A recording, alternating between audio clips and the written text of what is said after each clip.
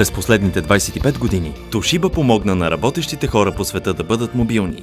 От първите професионални лаптопи, пуснати на масовия пазар през 1985 година, до най-новите ултралеки и мощни модели от серията Portage R.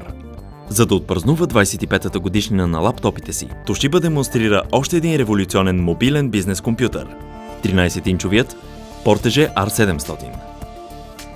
За да демонстрира значението на думите водеща иновация, Toshiba комбинира ултрастилен дизайн с изключително леки, но високопроизводителни компоненти, за да създаде истинско произведение на изкуството сред мобилните компютри. Toshiba Portage R700 е сред най-леките и най-тънки лаптопи с пълна функционалност в света. Благодарение на новата високоефективна система за охлаждане на Toshiba, както и на внимателното позициониране на компонентите, новият модел Portage предлага оптимална комбинация от изпълнение, характеристики и мобилност.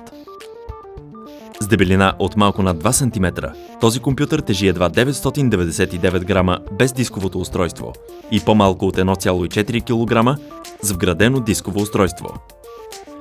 И въпреки всичко, Portage R700 предлага изключителна мобилност и чудесно изпълнение на по-малко от половината от цената на своя предшественик. Уникалната клетъчна конструкция на шасито дава невероятна издържливост на този лаптоп. Със своя изключителен дизайн и отлични спецификации, Toshiba Portage R700 въплъщава красотата на мощта.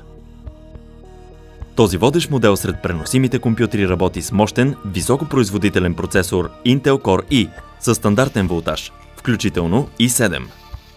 Снабден с операционна система Microsoft Windows 7 Professional, HDMI и USB портове, както и способност за пълно зареждане, Toshiba Portage R700 е идеален за ползване в офис среда. Също така, този ултрапреносим лаптоп е перфектен за бизнес пътувания. След като бъде изключен от електрическата мрежа, неговата 6-клетъчна батерия го зарежда за работа в продължение на до 8 часа.